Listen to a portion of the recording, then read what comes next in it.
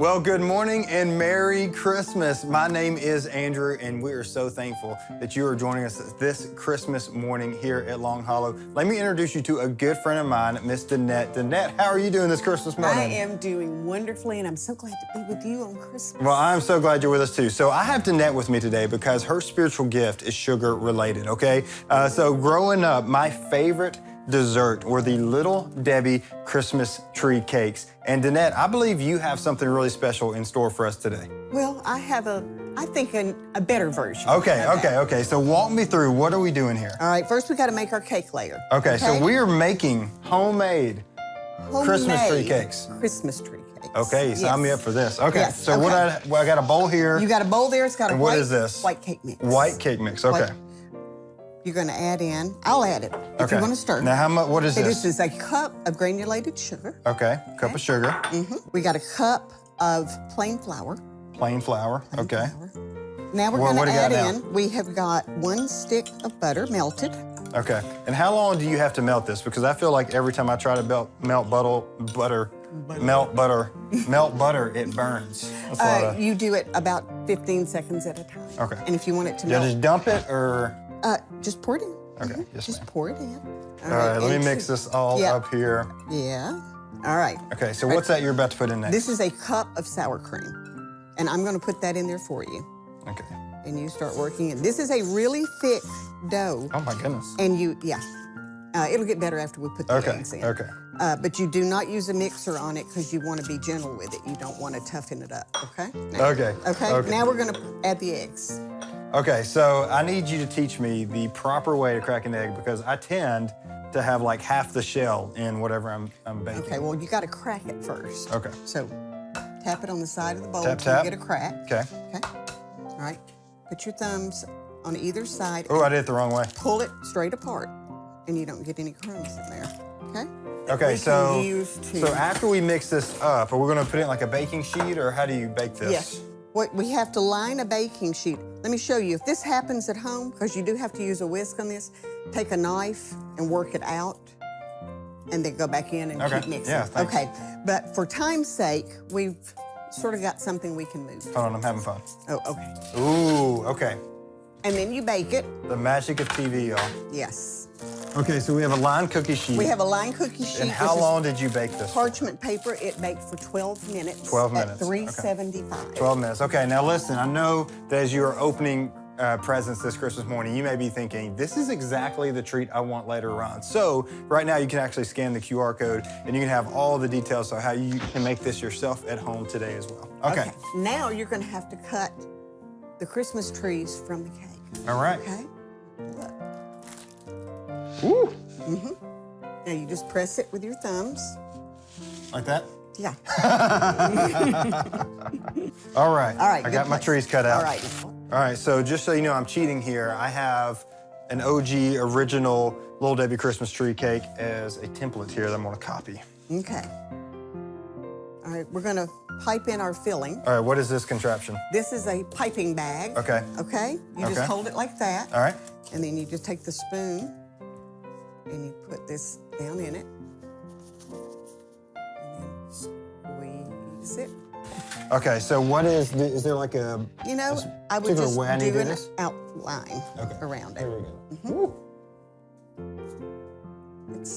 There you go. Woo. Perfect. I got a air bubble. I felt it. Okay, good. Now, you're going to top them with these. Oh, We're making a sandwich. double layer. Yeah. All right. All right, how does it look so far? Fantastic. Okay, what is my next step now? The next step is we're going to have to melt our melting chocolate and spoon it over. Awesome. Okay? Let's do that. Okay, so we just microwaved our, what do you call this again? Candy coating white chocolate. Some call it almond bark. Okay, some and call how it white long chocolate. do you heat this up for? You have to do it in 30-second increments. You got to stir every time and make sure you're not burning it. Has to not burn it. Yes. Okay. So you want to be generous around the edges. Yes, All right, so I got this all covered. It's all covered. And now I get to do some decorating. Huh? Now you get to decorate. All right. Okay, so I'm gonna try to get as close as I possibly can to the original. So not too much green sugar. All right, go for it. Perfect. Okay, I feel good about that. Fabulous. All right, so what's next? I have my green All right. sprinkles. You got your green sprinkles. Now you got to put the little red design Here on. we go. Here we go. All right. Run the ribbon on it. All right. Ideally, you wait till the candy coating sets up. We ain't got you time don't for that. have to. That's I right. am That's hungry. right. If you're doing it at home, you can wait a minute or two. And if somebody doesn't have a piping bag like this at home, you brought this as well that they can pick up. Yes, Like a that's little called piping gel. that Piping they gel, sell. something you can use as well. All right, so am I ready to eat it? Or... You're ready to eat it. This is too soft to eat, but we did prepare some ahead of time. Okay. All right, so here we So go. now, throw down. Let's throw down, y'all. I get to taste test what we all grew up on versus what Miss Danette brought that we wish we had our whole life. All right, here we go.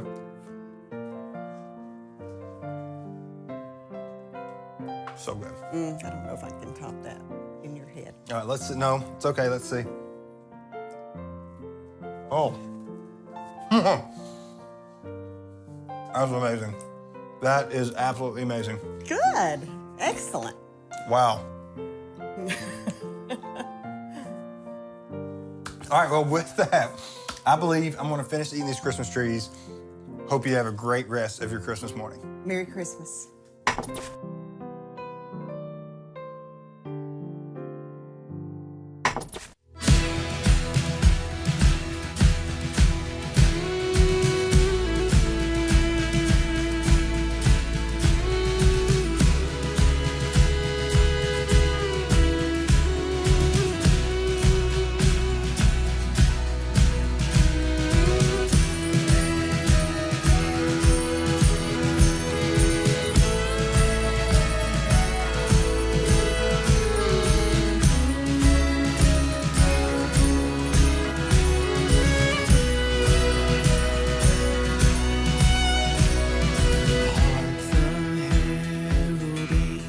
Sing glory to the newborn King, peace on earth and mercy mild, God and sinners reconciled. Joyful all ye nations rise, join the triumph of the skies, with angelic hosts proclaim, Christ is born in Bethlehem. Hark the herald angels sing, glory to the newborn King.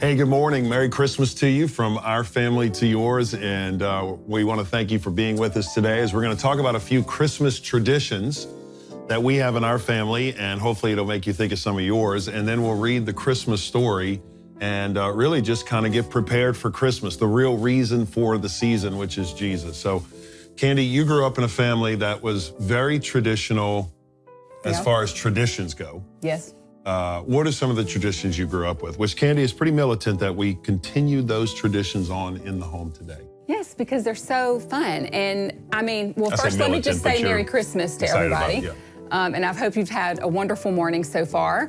But yeah, I love Christmas. So Christmas was a really special time for me growing up because of all of the traditions that we did. And so I try to carry on as much of those as we can for our boys so that they'll grow up and they'll experience the same thing that we did, you know? So, I mean, for us, you know, one of the main traditions is Uncle George's pumpkin bread. And so it was a family recipe that he always made, and he always sent us home on Christmas Eve with pumpkin bread, a loaf of pumpkin bread. Everybody got one. And then we would eat it on Christmas morning for breakfast. And so I still make that today. I gift it to a lot of people, but that's what I try to make so that we have pumpkin bread to eat on Christmas morning. Now, do you give the recipe out? Because you've given our prized possession gumbo recipe for all the world to see. Well, prize Online, possession, but- honey, I don't know if I'd really say that. I mean, it's just easy gumbo. I mean, What I'm saying, is this like a family secret pumpkin no. recipe? Or would I'll you give this out to the church? I would totally give it out. Really? Okay. I think we've given it out to the church before, like in an email or something, a couple Really? years ago. Okay. Yeah, Do you eat the pumpkin bread with butter or not? I do with. I like butter on a lot of things. So with butter, a little slab of butter. Another tradition you like to do when your dad did, and now that he's One of my favorites. Yeah, this is one of her favorites. Okay, We still so do. my dad always hid a present in the Christmas tree for my mom, and she had to find it. And so she'd look throughout the season, but on Christmas morning, she couldn't take it out. You know, she hadn't found it yet, she'd find it, or we would find it, because it was like a family thing. But it was always Everybody look for it. normally a piece of jewelry of some sort. Like he always would pick So her that's out. what he gave her. He would give her jewelry almost every year, and it would be in the tree, and then she would find it and open it. And so I have requested that Robbie carry on this tradition for me.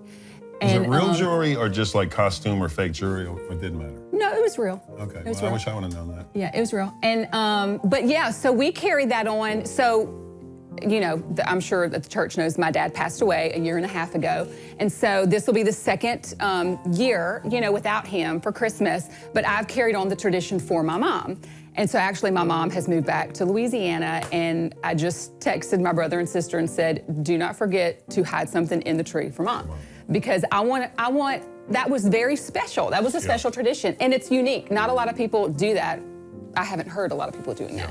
And so I think it's great for you just to continue it for me. Yeah, which I do. Yeah, and then we'll continue it for mom. I like my presents under the tree, not like in the tree. Right. Yeah, because I like one in the tree. Now, my tradition growing up was my mom would never allow us to open presents before Christmas morning. I don't know if you're like that or you had a mom like that. So there was no way we could open an early present. However, the loophole was Uncle Johnny and Aunt Debbie would come over on Saturday night or Christmas Eve night. Christmas Eve night. And I would, I don't know if I tell you this, but my spiritual gift is gift receiving. I just found that out when I was a kid. And Candy's spiritual gift is gift giving. So it works out perfectly. But when I was a kid, I was just ready to receive those gifts. And I would wait by the door. Now, Johnny and Debbie would get backed up sometimes, so they couldn't get there till late. And I wait by the door. My dad said one day you were so mad one night, they weren't there early, and you were kicking the front door, literally. And I said, how old was I? Like I was like 6 or 7. He said, no, about 12 or 13. So, yeah, probably. But so that's what we would do. We would open presents early on Christmas Eve. Now, Candy, on the other hand, has allowed the boys to open Christmas presents on December 1st. Correction. So back on December 1st, you let them open a present because it was an advent calendar. It was their advent calendar. So it was like kicking off the Christmas season. And, you know, we didn't really open Christmas presents on Christmas Eve unless they were from aunts or uncles. Like, my parents wouldn't let us open. And I always wanted to open one from my parents on Christmas Eve, and they wouldn't let us. It was, you had to wait till Christmas morning. And so I actually let the boys open a present on Christmas Eve because I think it's fun. You have always let them open. I know. presents, Yeah. Yeah. So that's a tradition. I mean, they opened Yeah. one. And another tradition that we always did was the reading of the Christmas story. Yeah. You know, we always read the Christmas story. Daddy always read it to us. And we year. have, you know, we do the same exact thing with the boys. You know, sometimes we read it on Christmas Eve night, which is how I grew up doing it, in anticipation of going to bed and waking up on Christmas morning to celebrate Jesus. And so, but we've carried that on today, and I think we're going to read that in a moment. Yeah. We'll read it in a moment. Yeah. And the thing about Christmas, obviously, we give gifts and we joke about the gifts and receiving gifts. But the reason the wise men brought the gifts was symbolic of the greatest gift ever given to us, for God so loved the world that he gave his son. And it's interesting, the word present, giving presents, actually also means present, as in being here and now in the moment. And I think the greatest gift we can give our family this Christmas is to be present with them, right? It's challenging for us that even though you're here, you may not be present.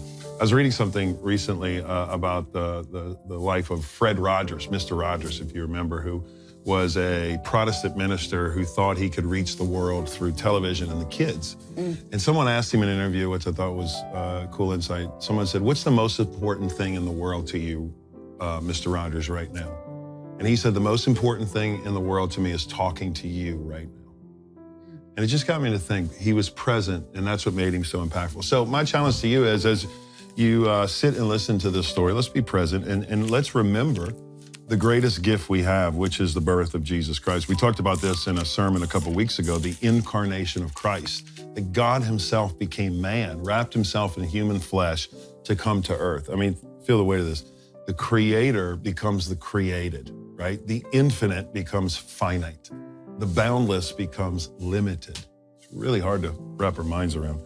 But in Luke chapter 1, we see that Jesus is told about by the prophets, and now we're going to see the reality of it. So Luke chapter 2, verse 1, it says, "In those days a decree went out from Caesar Augustus that the whole empire should be registered. The first registration took place while Quirinius was governing Syria. So everyone went to be registered to his own town."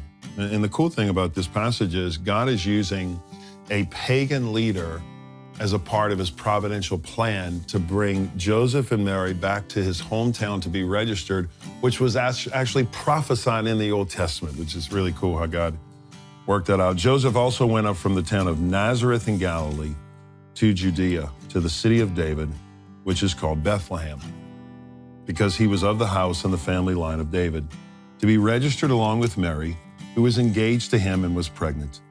While they were there, the time came for her to give birth. Then she gave birth to her firstborn son. She wrapped him tightly in cloth and laid him in a manger because there was no guest room available for them. And now just read this next section, which is really neat, that the angel then appears to the shepherds in the field and says, "Do not be afraid, for I proclaim to you good news of great joy that will be for all people. Today in the city of David, a Savior was born to you, who is the Messiah, the Lord." And so I think we have a lot to be thankful for, a lot to be joyous about today. And traditions, the reason we talked about them, it's important because it gives you something to look forward to every year. And while traditions are important, let us never forget the real reason that we gather. And it's not just the hope we have for Christmas, but it's the hope we have for eternity. And that's in God's Son, Jesus Christ. So from our family to yours, I hope you have a wonderful day. Merry Christmas to you.